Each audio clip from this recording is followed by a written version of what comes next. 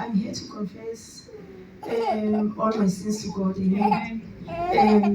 Lord, forgive me. Before coming here, I went to so many sangomas, so many. I think this week or last week, I was sitting down and counting. It was so many, so many. So I'm here to say, Lord, forgive me for going to sangomas to ask for help from our enemy, the devil. So may the Lord forgive me. I renounce you, devil. I reject you. I don't want you ever in my life. May the Lord help me and forgive and cleanse me from all those things that I did.